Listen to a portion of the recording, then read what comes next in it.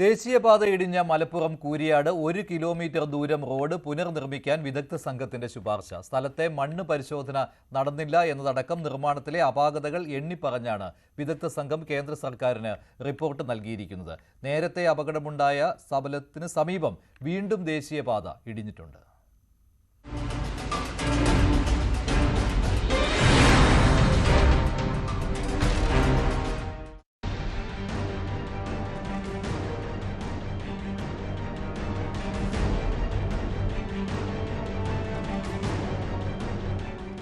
മലപ്പുറം കൂരിയാട് ദേശീയപാത ഇടിഞ്ഞു വീണതിൽ നിർമ്മാണ കമ്പനിയുടെ ഭാഗത്തുനിന്ന് ഗുരുതര വീഴ്ചയുണ്ടെന്നാണ് വിദഗ്ധ സമിതിയുടെ കണ്ടെത്തൽ.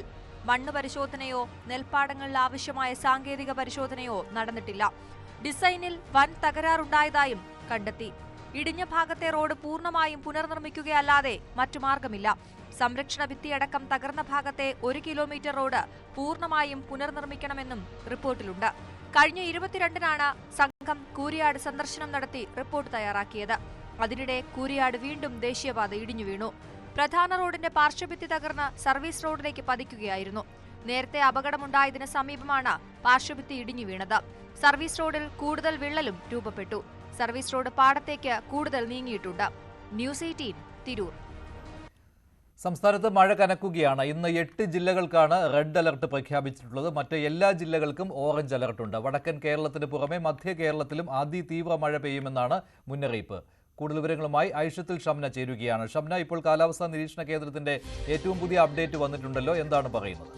മഞ്ജുഷ, സംസ്ഥാനത്ത് അതിതീവ്ര മഴ മുന്നറിയിപ്പാണ് നൽകിയിട്ടുള്ളത്. രാവിലെ 4 ജില്ലകൾക്കാണ് റെഡ് അലേർട്ട് എങ്കിൽ ഇപ്പോൾ ഉച്ചയായപ്പോഴേക്കും അത് 8 ജില്ലകൾക്ക് റെഡ് അലേർട്ട് പ്രഖ്യാപിക്കുന്നു. പത്തനംതിട്ട, കോട്ടയം, എറണാകുളം, ഇടുക്കി, കോഴിക്കോട്, വയനാട്, കണ്ണൂർ, കാസർഗോഡ് ജില്ലകൾക്കാണ് റെഡ് അലേർട്ട് പ്രഖ്യാപിച്ചിട്ടുള്ളത്. ഒപ്പം തന്നെ മറ്റെല്ലാ ജില്ലകൾക്കും ഓറഞ്ച് അലേർട്ടാണ്.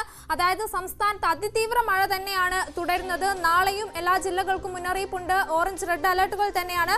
കഴിഞ്ഞ 24 മണിക്കൂറിനിടെ ഏറ്റവും കൂടുതൽ മഴ ലഭിച്ചത് പീരുമേടാണ്. 127 മില്ലിമീറ്റർ മഴയാണ് ഇവിടെ ലഭിച്ചത്.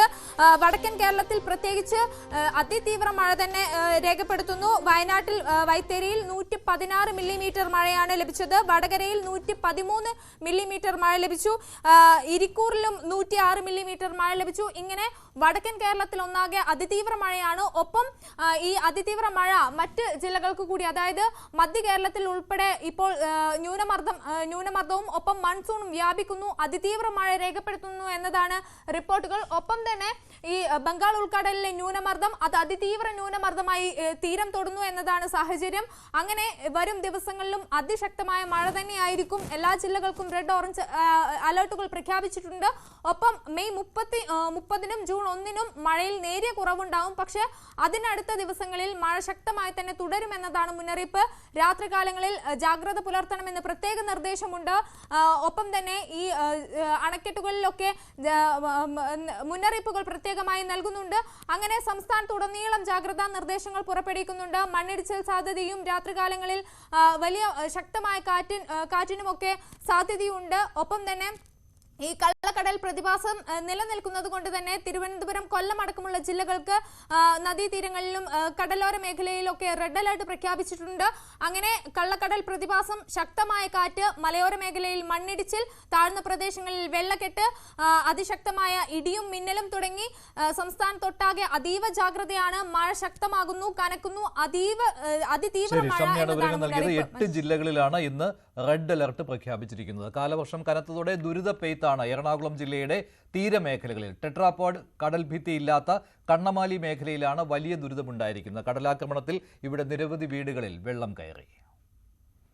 കടലാക്രമണം രൂക്ഷമാകുന്നതോടെ ഈ കണ്ണമാലി ഭാഗത്തെ, ടെട്രാപോഡ് ഇല്ലാത്ത കണ്ണമാലി ഭാഗത്തെ വീടുകൾ അതിന് കഴിയുന്നവരവസ്ഥയും മോശമാവുകയാണ്. കാരണം ഈ കടൽ വെള്ളം ഇരച്ച് കയറിയതിന് ശേഷം വീടിൻ്റെ ചുറ്റുമുള്ളൊരു പരിസരം ഇങ്ങനെയാണ്. ചുറ്റും വെള്ളത്താൽ ചുറ്റപ്പെടുന്ന ഒരവസ്ഥയാണുള്ളത്. എങ്ങോട്ടും ഇത് ഒഴുകി പോകാനോ മറ്റോ ഇടയില്ലാത്ത അവസ്ഥ. കാരണം ഈ ചുറ്റുപാടുമുള്ള ചെറിയ കാനകളെല്ലാം തന്നെയും ഈ മണ്ണ് കൊണ്ട് മൂടും. ഇവിടെ ഉള്ള കടൽ അടിച്ചു കയറുന്നുള്ള മണ്ണ് കൊണ്ട് മൂടും. പിന്നെ ഈ വെള്ളം ഇത് വറ്റി പോകുമ്പോഴേക്കും അടുത്ത തിരയെത്തുന്ന ഒരു സമയത്താവും. എന്താണ് വീടിൻ്റെ ഒരു അവസ്ഥ എന്നത് അവർ തന്നെ പറയും.